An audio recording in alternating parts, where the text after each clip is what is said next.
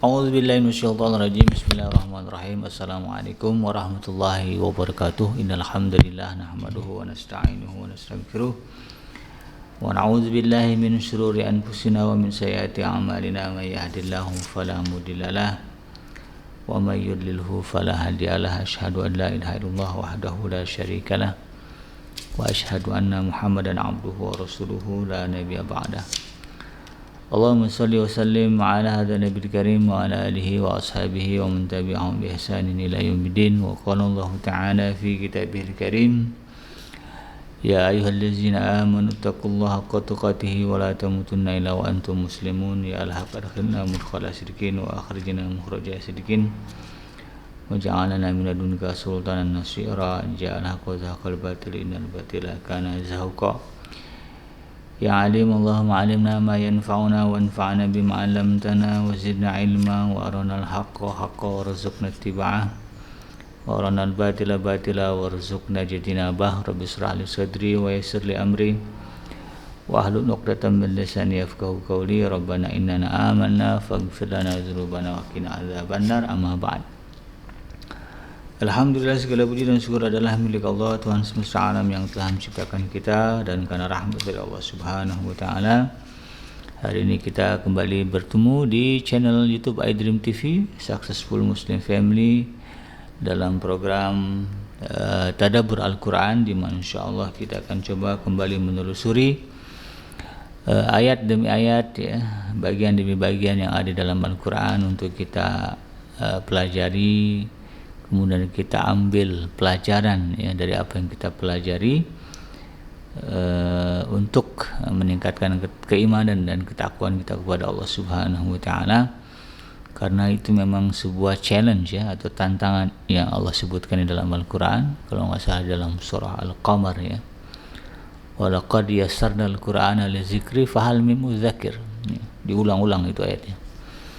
Sungguh kata Allah Subhanahu wa taala, kami telah mudahkan Al-Qur'an untuk menjadi pelajaran. Fahal min mudzakir, tapi apakah ada, ya, adakah orang yang mau mengambil pelajaran darinya? Karena fenomena pada hari ini kita umat Islam, ya, terlalu disibukkan dengan membaca, ya, huruf-huruf di dalam Al-Qur'an, dan kemudian sedikit, ya, mengabaikan apa message pesan dari apa yang Allah sampaikan melalui huruf-huruf di dalam Al-Qur'an tersebut.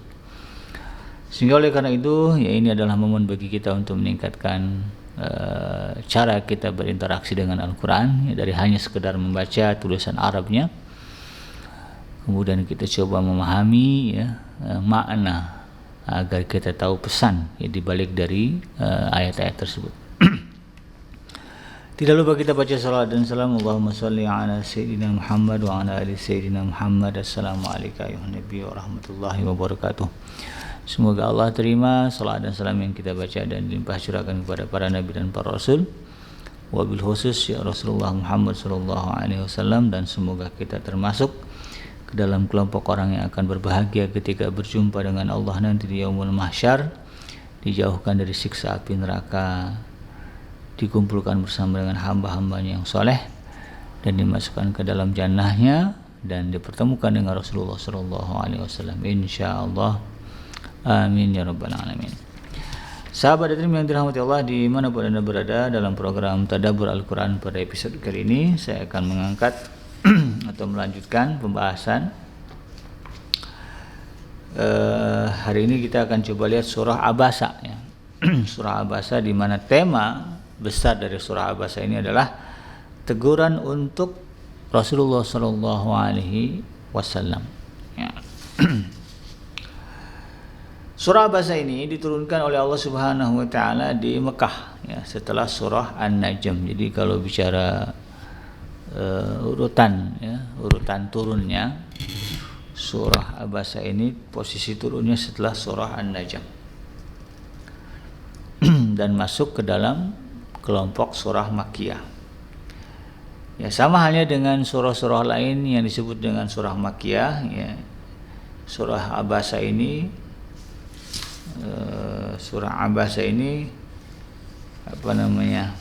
membahas, ya, tentang keimanan, ya, atau tauhid, kepada Allah Subhanahu wa taala dengan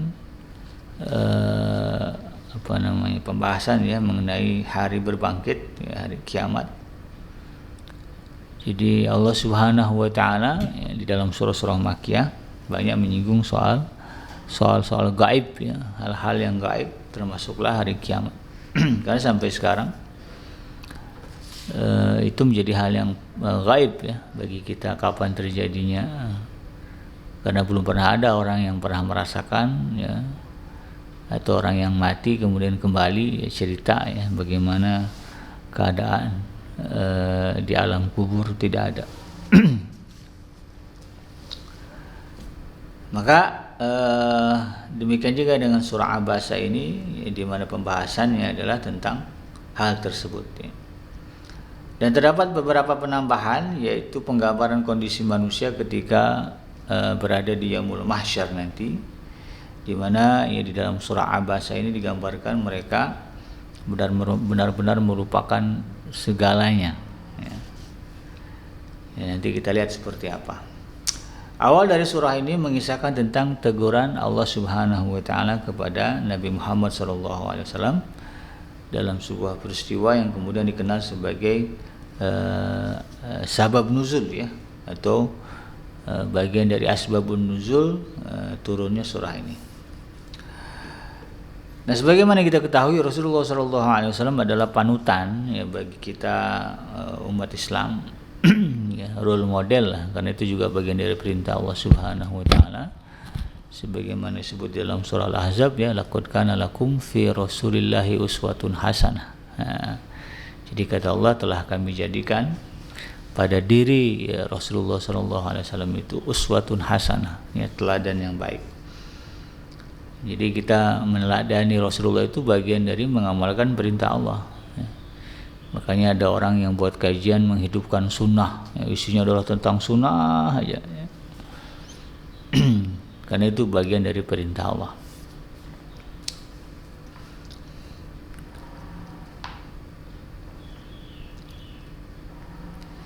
Dalam kehidupan manusia biasa ya, jika seseorang sedang sibuk dalam sebuah majelis tertentu misalnya ya, kemudian datang seseorang yang hendak menyampaikan hajat atau urusan dengan dia, maka lumrah ya orang ini kemudian menjeda ya.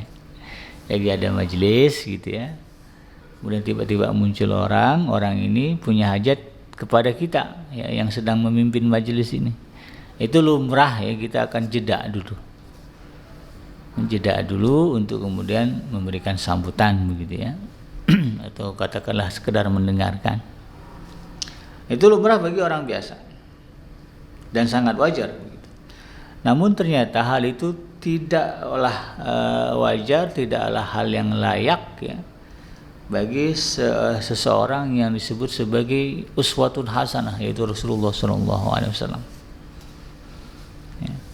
Jadi ketika beliau sedang berusaha mendakwahi para pemuka kaum Quraisy, ya, ini tokoh-tokoh elit lah gitu ya, yang punya pengaruh besar, mereka sedang berhadapan dengan Rasulullah SAW, dan Rasulullah sangat berharap ya, dan baik harapan Rasulullah itu ya, karena mereka punya pengaruh yang besar ya. Maka tentu ketika mereka mau mendengarkan Rasulullah ya, dan syukur-syukur kemudian mereka mau bersyahadat Islam, bisa dibayangkan ya, berapa kemudian orang yang akan mengikut mereka. Itu target Rasulullah, kan baik, tidak ada celah di situ ya, tidak ada celah di sana. Nah, kemudian tiba-tiba muncullah sosok ya, Abdullah bin Ummi Maktum. Memang kalau dari strata sosial ya beliau orang biasa ya, bukan tokoh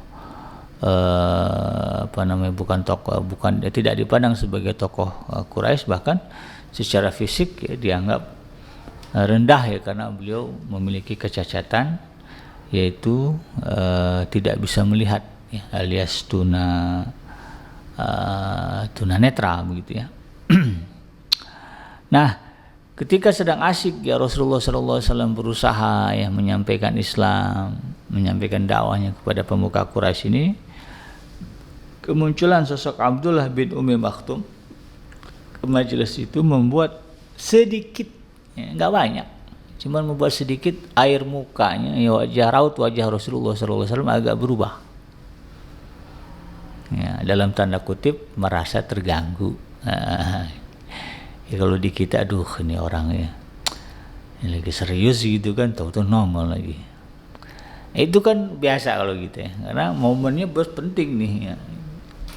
Datang interupsi gitu kan. Ya. Nah, kalau kita telusuri di dalam Al-Quran, ya Allah Subhanahu wa Ta'ala memberikan gambaran dan penilaian kepada sosok Abdullah bin Ummi Maktum ini, ya. Di mana ya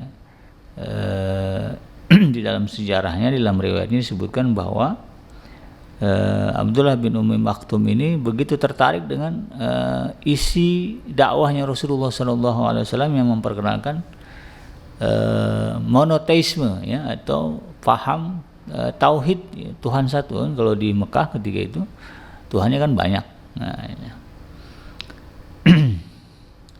Nah, karena ketertarikan itulah kemudian mendorong Abdullah bin Ummi Maktum ini datang, ya, ke rumah, yaitu ke tempat di mana Rasulullah SAW biasa berdakwah.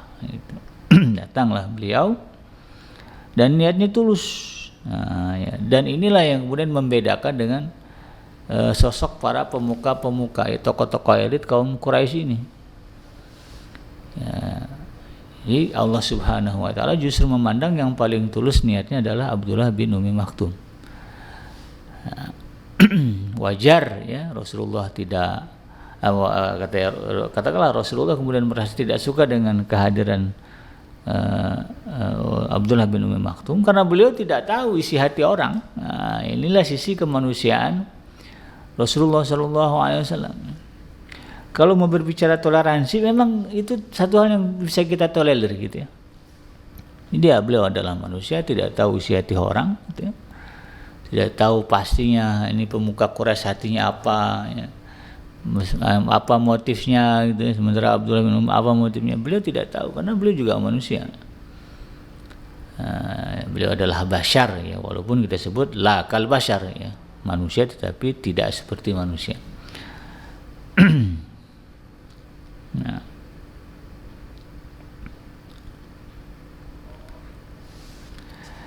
sebagaimana Allah sebutkan di dalam peristiwa tersebut, sebagaimana Allah jelaskan di dalam surah Abasa ini dari ayat yang pertama hingga yang keempat, ya.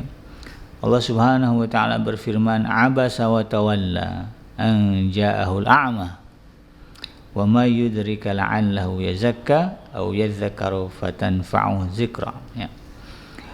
Abasa wa tawalla, dia Muhammad, ya, kata Allah Subhanahu wa Ta'ala, bermuka masam dan berpaling.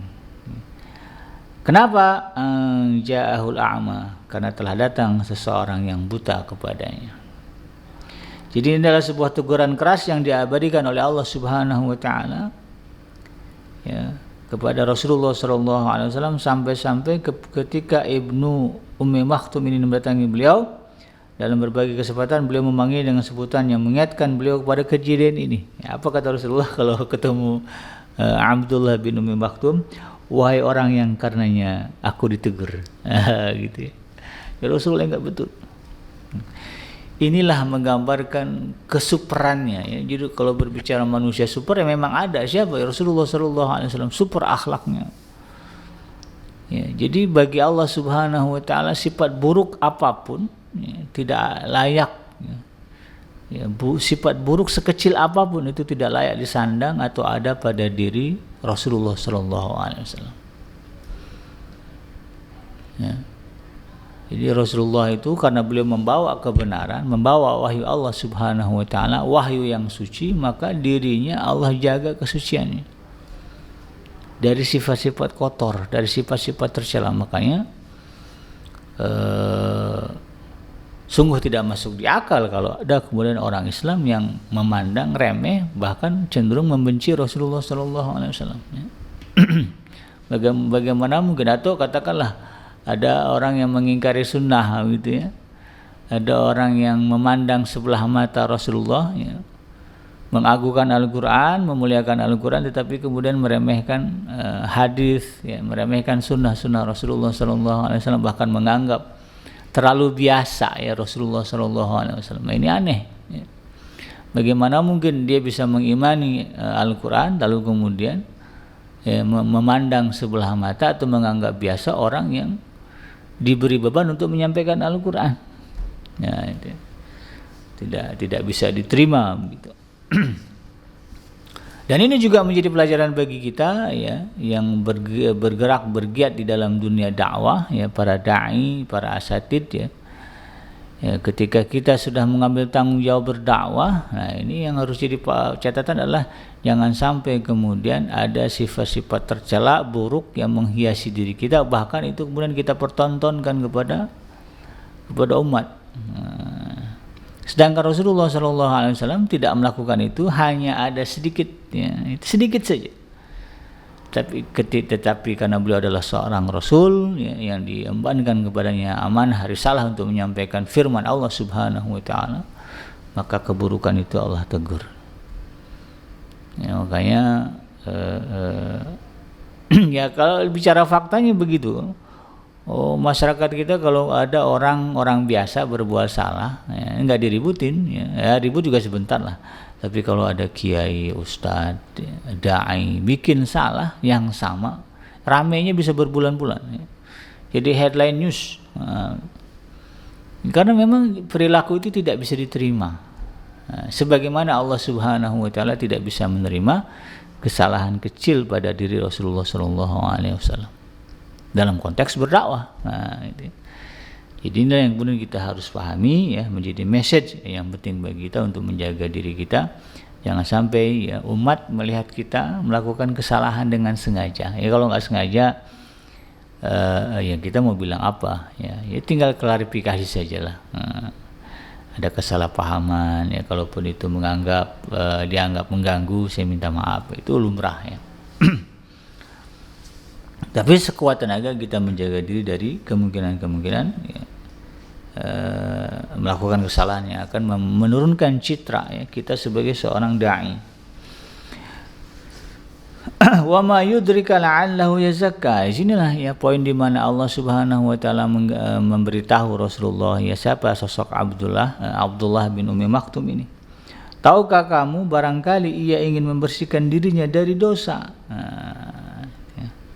Au yadzakaru fatanfa'u dzikra, atau dia ingin mendapatkan pengajaran lalu pengajaran itu memberi manfaat kepadanya. Ini sebetulnya esensi dari dakwah ya. Esensi dari dakwah itu adalah ya, bagaimana ya kita bisa melahirkan ya jamaah ya, umat yang mau membersihkan diri dan mengambil pelajaran dari apa yang Allah firmankan di dalam Al-Quran. Inilah kondisi di mana Abdullah ya, bin Ummi Maktum yang buta, ya, yang jelata, yang miskin, ya, papa, ya, du'afa, dan bukan siapa-siapa di tengah kaumnya, namun di mata Allah Subhanahu Wa Taala ia memiliki kedudukan yang lebih ya, istimewa karena keteguhan dan ketulusannya ya, di mana ia aplikasikan ya, dengan menemui Rasulullah SAW dengan orang buta itu. Ya, pengen ketemu Rasulullah, ingin mendapatkan hidayah ya. Untuk datang aja bukan gampang ya. Di mana Rasulullah di sana, nyarinya bukan yang mudah ya. Nah, penuh tantangan. Nah ini adalah kembalikan di mana dan seharusnya begitu ya, Allah Subhanahu Wa Taala ya menginginkan Rasulullah SAW memberikan prioritas kepada orang yang bicara niat ketulusan hatinya seperti itu. Ya, nah berbeda kondisi Abdullah bin Ummi Maktum ya dengan para pembesar Quraisy yang ketika itu dihadapi oleh Rasulullah SAW. Mereka ya, adalah orang-orang yang di sisi Allah Subhanahu Wa Taala adalah orang-orang sombong yang merasa cukup, ya. Merasa pandai sehingga tidak lagi merasa perlu akan nasihat dan ilmu pengetahuan dari Rasulullah SAW. Ini penyakit pemuka ya tokoh masyarakat itu begitulah. Orang kalau ditokohkan saya kalau dengerin orang ngomong itu udah bosan, udah males gitu ya. Nah, ini sifat umum ya. Nah, Nah, makanya kalau kita bisa melawan itu luar biasa hebatnya. Naik derajat kita sebagaimana Allah memandang kemuliaan derajatnya Abdullah bin Ummi Maktum. Sebagaimana Allah sebutkan di ayat yang kelima hingga yang ke-8, ayat hingga yang ke-7 ya. Amma man istagna, adapun orang-orang yang kamu hadapi itu ya, orang-orang Quraisy ya, tokoh-tokoh elit itu ya, mereka adalah orang-orang yang Allah sebut istagna ya. Merasa cukup, merasa kaya. Orang kaya kan kalau ngomong sama siapa aja kalau duitnya udah banyak kan antara perlu nggak perlu gitu ya. Karena udah merasa cukup gitu ya. Fa'antalahu tasadda, maka kamu melayaninya. Mereka yang merasa cukup ya, merasa pandai, kamu justru melayaninya. Sementara Abdullah bin Ummi Maktum kamu abaikan. Wa ma'alaika alla yazakka, ya. Padahal tidak ada celaan atasmu kalau dia tidak membersihkan diri kepada beriman. Padahal ya Rasulullah tidak akan dituntut juga kalau kemudian tokoh-tokoh ini ya atau Rasulullah tidak akan dicela oleh Allah Subhanahu wa taala kalau ternyata gagal mengislamkan tokoh-tokoh ini gitu. Karena Allah tahu ya mereka ini mereka ini adalah orang-orang yang merasa lebih, orang-orang yang egonya tinggi, orang-orang yang sombong. Nah, ini menjadi gambaran bagi kita di mata Allah itu, dalam pandangan Allah ya, kecukupan materi, ketinggian jabatan tidak penting ya. Tapi yang Allah pentingkan, yang Allah lihat adalah apa yang ada di dalam hati kita. Adakah kecenderungan kepada Allah Subhanahu wa taala? Adakah kecenderungan kepada Rasulullah sallallahu alaihi wasallam? Adakah kecenderungan kepada kebenaran? Kalau tidak ada, maka enggak ada manfaatnya harta yang melimpah, jabatan yang tinggi. Walaupun jabatan itu permanen sampai mati, enggak ada manfaat, enggak ada dipandang oleh Allah Subhanahu wa taala kalau hati kita jauh dari Allah Subhanahu wa taala. Dan teguran ini sangat berat ya, karena diulang oleh Allah Subhanahu wa taala untuk sebuah kesalahan sikap yang beliau lakukan meskipun kecil bagi kita gitu ya.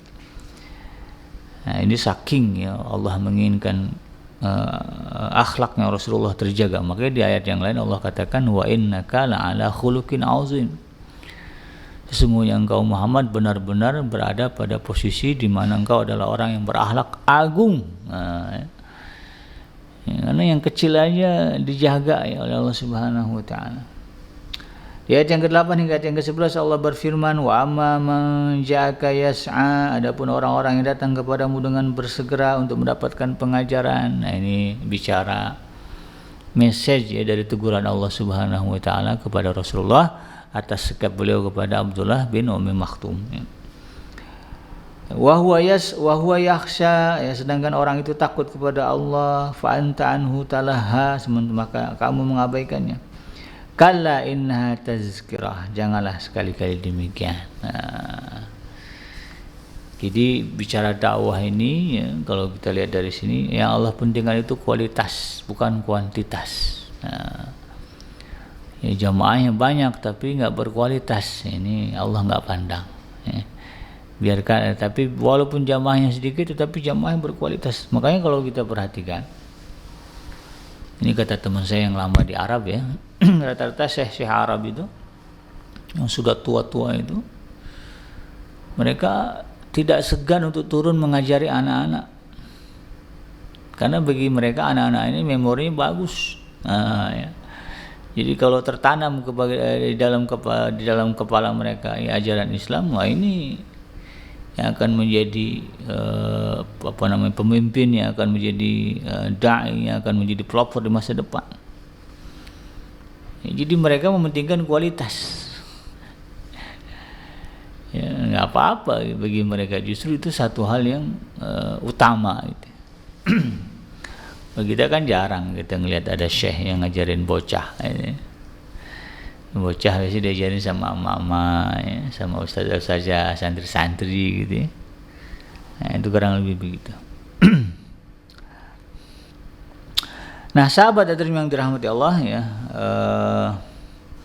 seandainya saja Al-Quran ya sebagaimana diklaim musuh-musuh Islam ya sebagai karyanya Rasulullah SAW, maka tidak mungkin ya surah Abasa ini ada. Kan ada orang mengklaim Islam itu adalah Muhammadinism. Islam itu adalah ajaran Muhammad. Nah, ini salah besar ya. Islam bukan ajaran Muhammad, Islam adalah ajaran Allah Subhanahu wa taala yang disampaikan oleh Muhammad. Ya. Jadi bukan ajaran ini digagas oleh Nabi Muhammad, tidak. Ajaran ini hanya diterima ya, oleh Rasulullah SAW dari Allah, Tuhan semesta alam. Nah, kalaulah ini ya, Islam ini, Al-Quran ini adalah Muhammadinism, ya ajaran Muhammad begitu, maka tidak mungkin surah Abasa ini masuk gitu ya. Karena isinya mencela beliau. Ya, membuka kartu truf ya gitu ya. Nah, kalau boleh dibilang aib ya aib ya. Maka Rasulullah selalu ingat ya akan ayat ini, jangan sampai kemudian ini terulang ya. Ya, tentu ayat ini tidak akan ada, sehingga ini menjadi bukti di mana ya, Rasulullah SAW betul-betul sosok yang amanah ya, tidak mereka-reka, tidak membuat-buat, tidak mengarang-arang ya. Sebagai contoh, di dalam 112 surat ya tidak ada surah namanya surah Khadijah gitu ya. Surah Aisyah ya, surah Fatimah tidak ada. Padahal itu perempuan-perempuan yang dekat di hati Rasulullah SAW. Tapi yang ada justru adalah surah Maryam. Ya, surah Sayyidah Maryam itu kan jauh ya. Jauh sebelum Rasulullah SAW, tapi ada. Kalau Al-Quran adalah ajaran Muhammad, maka tentu akan ada nama surah-surah ya, dengan nama-nama itu ya. Saya surah Khadijah, surah Fatimah, surah Aisyah, tapi itu tidak ada. Sekalipun di dalam surah itu ada cerita tentang Sayyidah Aisyah misalnya, panjang lebar. Tapi surah itu tidak dinamakan dengan nama surah Aisyah ya. Tapi disebut sebagai surah An-Nur.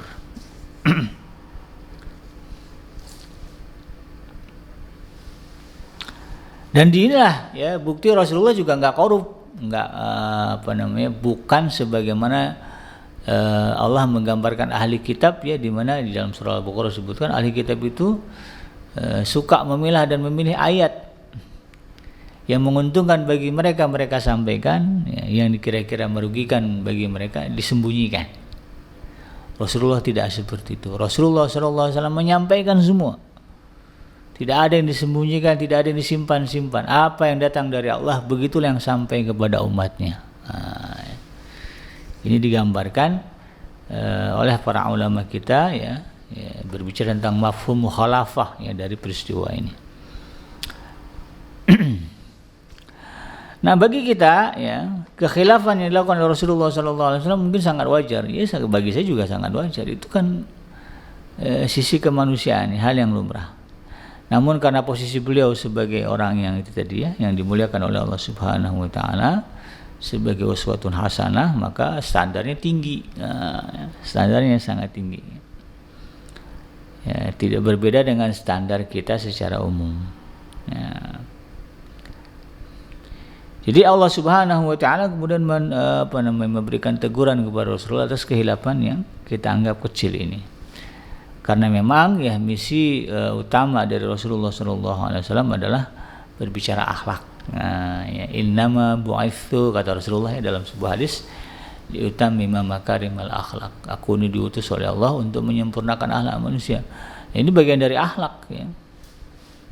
Ya, jadi jangan sampai kita itu mengutamakan orang gara-gara penampakan fisiknya. Nah, ya, tetapi lihatlah ya, bagaimana keinginan girahnya, hatinya.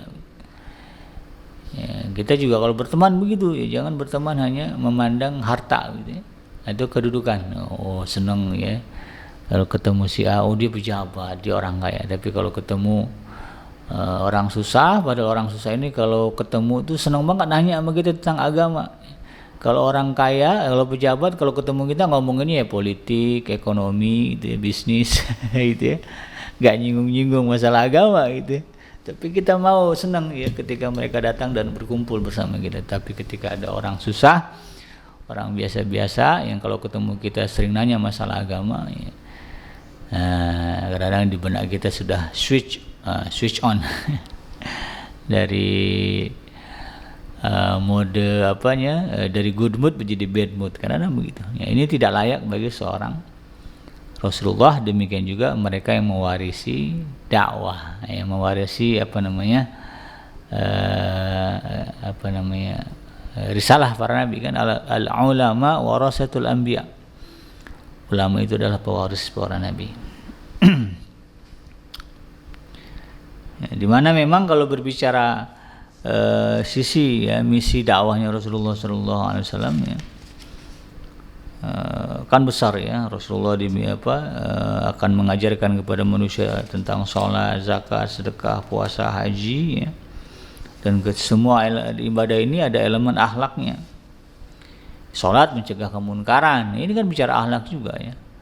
Aqimis sholah inna sholata tanha 'anil fahsya'i wal munkar.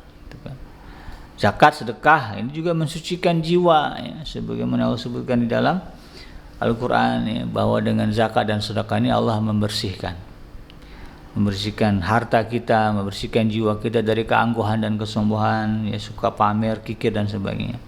Puasa juga sama, ini berbicara moral dan akhlak ya. Hubungan suami istri terlarang di siang hari ya, kemudian manusia diminta untuk menjaga emosi ya, selama bulan puasa, ghibah apa semua nggak boleh. Kan ini akhlak juga. Haji juga sama ya, di mana haji ini adalah simbol kesetaraan manusia di hadapan Allah Subhanahu wa taala. Jadi nggak boleh kita orang Islam ini merasa unggul, merasa lebih mulia daripada orang lain. Maka oleh karena itu kemudian wajar jika ketika Rasulullah melenceng sedikit dari akhlak yang mulia ini ditegur oleh Allah Subhanahu wa taala. Nah, sebagai Rasul, Nabi Muhammad hanya ditugaskan untuk menyampaikan semua risalah dari Allah Subhanahu wa taala dengan penuh amanah ya. Memberi peringatan terhadap umat ya, akan adanya hari pembalasan ya. Inilah pesan di dalam ayat yang ke-11 hingga ayat yang ke-17 ya. Allah berfirman, kalla innaha tazkirah faman syaa'a dzakara fi suhufin mukarramah marfu'atin mutahharah bi aidi syafarah kiramin bararah kutilal insanu ma akfarah.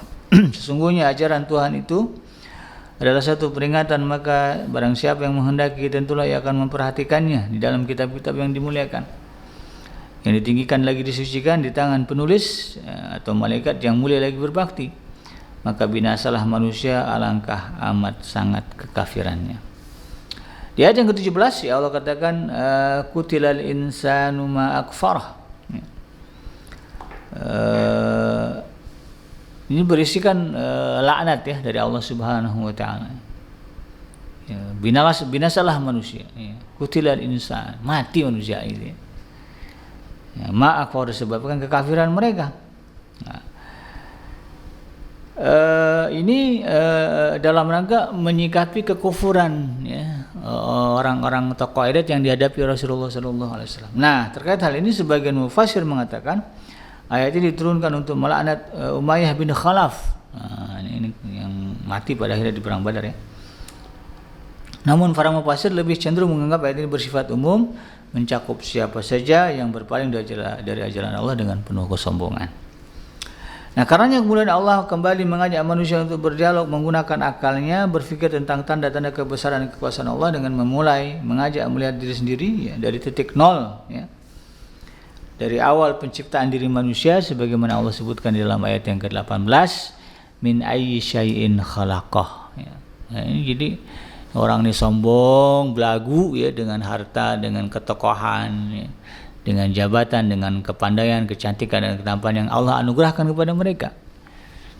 Nah, sombong dengan itu maka Allah kemudian mengulik ya, menarik kesadaran kita yang sempat pongah ya dengan apa yang dimiliki ini kepada titik kesadaran nol, di mana Allah mengatakan, ingat min ayyi syai'in khalaqah. Kamu enggak tahu apa? Enggak ingat apa kamu itu terbuat dari apa? Dari air yang keluar dari kemaluan ayah kita. Kan begitu ya. Tempat keluarnya sama dengan tempat keluar air kencing. Di mana mulianya? Kan begitu. Yang kalau misalnya itu tumpah ke baju, ya, itu jijik kita. Tercuci.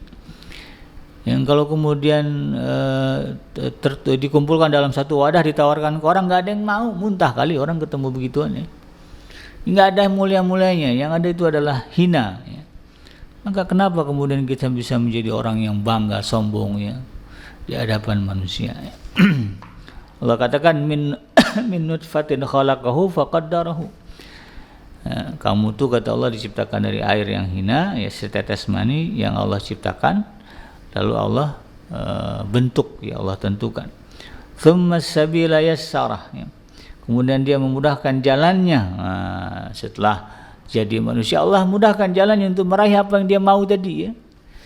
Ada yang fokus untuk meraih jabatan, berkarir di politik, jadilah ya presiden, jadilah anggota dewan, jadilah anggota pejabat-pejabat negara gitu. Ada yang karena suaranya bagus, jadilah penyanyi, artis ngetop, macam-macam, ya. Dan itu kan kemudahan yang Allah berikan. Ya. Tsumma amatahu fa'akbarah, ya, kemudian dia mematikannya dan memasukkannya ke dalam kubur. Endingnya Allah berikan kesadaran, meskipun kamu sudah mencapai itu semua yang kamu mau, pada akhirnya kamu semua akan kembali kepada kubur, ya. Tsumma idza syaa ansyarah, ya. Maka kemudian dia membangkitkannya kembali, dan yang paling penting adalah, ya, setelah kalian nanti mati, kalian akan dibangkitkan lagi. Ya, ini di sini, ya, sebuah pesan, ya, tentang proses kehidupan dan keberadaan manusia. Ya, dari tadinya tidak ada menjadi ada, kemudian diciptakan di setetes mani yang hina. Ya, siapapun melihatnya akan jijik, gitu, ya. Lalu kemudian jadi bayi jadi anak jadi remaja, sudah terlihat bakat minatnya apa semuanya, ya, lalu kemudian diolahnya, ya, lalu kemudian dia berjibaku berjuang, ya, untuk mengubah kehidupan begitu, ketemu jodohnya. Karena ada orang yang bangga dengan jodohnya, gitu. Sombong, ya, karena punya istri cantik, punya suami cantik, ya, tampan, ya, punya suami pejabat, punya istri artis, ya, jadi belagu, gitu, ya. Kan ada orang yang begitu, ya. Padahal itu semua adalah jalan yang Allah mudahkan. Itu semua adalah bagian dari takdir Allah Subhanahu wa taala, ketetapan dari Allah Subhanahu wa taala. Bagian dari rahmat Allah Subhanahu wa taala, tapi kemudian ada yang kemudian durhaka dan mendewa-dewakan harta dan benda. Ya, lupa kepada yang memberi, ya, lupa kepada yang menganugerahkan, ya, malah fokus dengan barang dan apa yang dianugerahkan. Dikasih kecantikan, fokus dengan kecantikannya. Dikasih kekayaan, fokus dengan kekayaannya, sampai lupa, ya, lupa ibadah. Ada orang yang mau, yang rela sanggup meninggalkan sholat, ya, gara-gara di salon. Ya, ini kan luar biasa, ya. Ini para pengantin kadang-kadang kan tampil make up tebel-tebel, kamu sholat, ya, kenapa? Nanti wudu luntur make upnya. Nah, ini, ya, mengabai, ini namanya, ya, masuk kuliah tadi tuh, ya, nggak tahu diri, gitu, ya. Kadang kalau di kampung saya disiasatin, ya, hari pernikahannya kalau bisa lagi haid, gitu, ya. Kan kalau perempuan tahu, ya, biasanya di awal bulan, di pertengahan atau di akhir, ya. Dibilang biasanya haid di awal bulan, ya. Karena kalau lagi haid kan aman, gitu, ya, make upnya nggak perlu kena air, nggak perlu wudu, nggak perlu sholat. Nah, tapi kalau misalnya memang tidak sedang haid, ya, jangan sampai korbankan ibadah gara-gara itu, ya.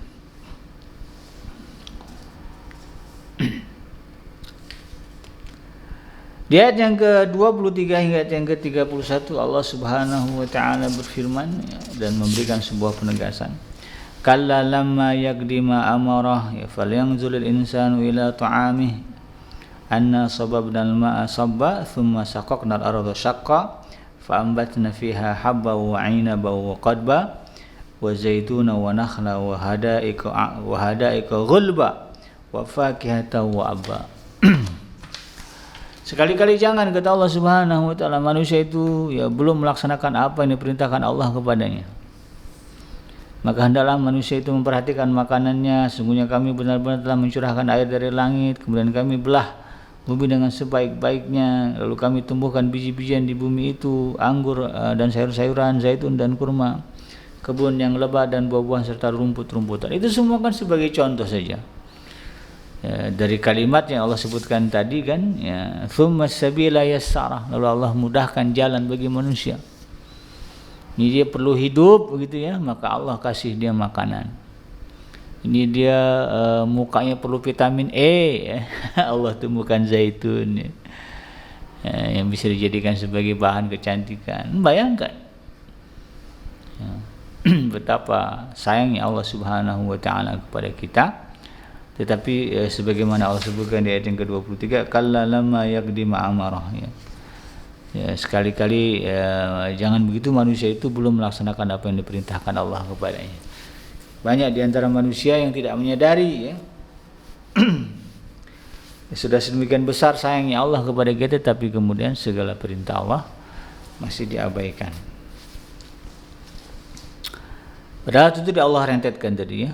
Kami benar-benar afala yang zuril insanu ila ta'ami, ya, hendaklah manusia memperhatikan apa yang dia makan. Itu apa ya, nasi yang di piring kita itu apa nggak kita perhatiin, ini kok bisa ya jadi nasi gitu. Kalau kata guru saya dulu di pondok, ya, di Padang Panjang, ya, beliau itu sangat tidak suka kalau santri, ya, menghambur-hamburkan, membuang-buang nasi atau menyisakan nasi dibuang. Beliau selalu mengatakan, nasi itu, ya, nasi yang kamu makan sebelum jadi beras itu melewati fase yang panjang selama 3 bulan, selama 6 bulan. Udah sampai ke piring kita, enak aja kita buang-buang. Nah, itu ya. Nah, orang tua kita dulu selalu bilang jangan buang-buang nasi, nanti nangis nasinya. Gitu. Ya, karena prosesnya sudah panjang itu, sampai ke piring nasi kita buang. Nah, gitu ya. Ini yang harus kita pahami.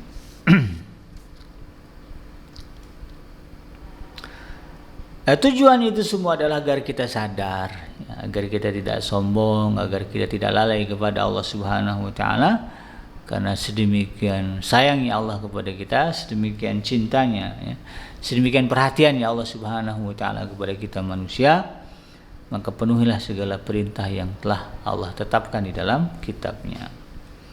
Di ayat yang ke-32 Allah Subhanahu wa taala berfirman, mata'an lakum wa li'an'amikum. Oh, ya.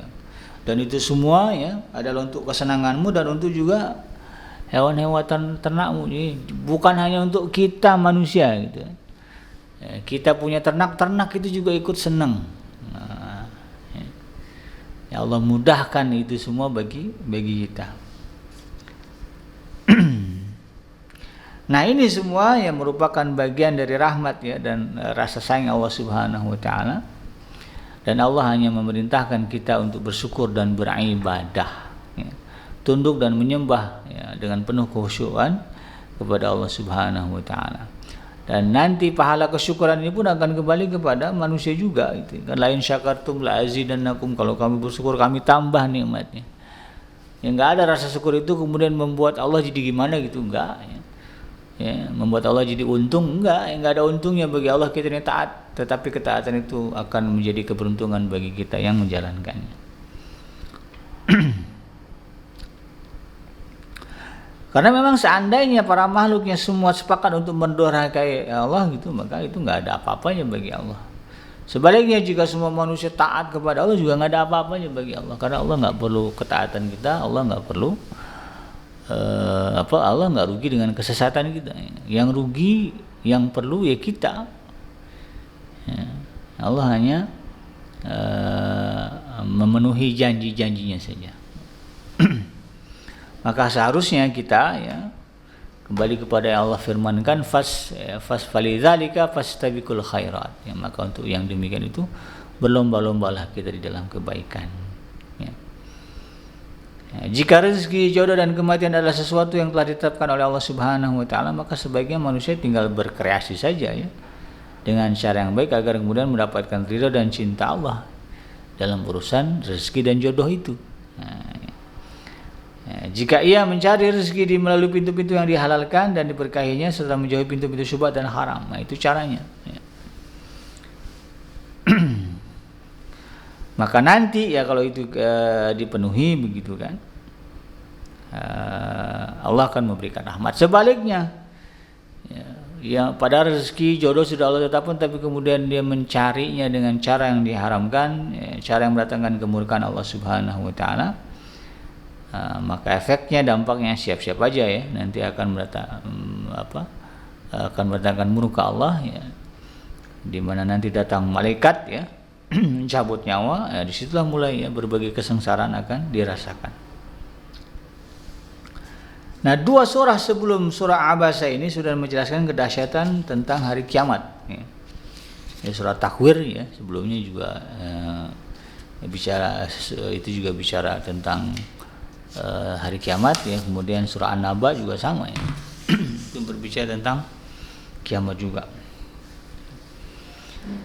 Nah, semuanya sampai pada satu kesimpulan bahwa kondisi hari kiamat ya, sangatlah mencekam dan menakutkan ya. Sebagaimana disebutkan di dalam surah ini ya, di sisi lain ya, di hari yang sangat ditakuti oleh para pendusta, oleh para pendosa ini ya, karena sedemikian dahsyatnya pada hari ini manusia kemudian melupakan segalanya. Bahkan sampai orang-orang yang dulu dicintai tidak lagi dihiraukan ya, diabaikan malah. Karena pada hari itu semua manusia akan fokus kepada dirinya dan mengkhawatirkan nasibnya di hadapan Tuhannya, yaitu Allah Subhanahu wa taala. Maka kemudian Allah Subhanahu wa taala menggambarkan ya, sebuah narasi yang seharusnya membuat kita termenung ya. Ya, sebelum kita menghadapi hari itu, agar kemudian bisa kita jadikan rambu ya di dalam kita berinteraksi dengan orang yang ada sekitar kita. Allah Subhanahu wa taala mengatakan di ayat yang ke-33 hingga ayat yang ke-37 ya.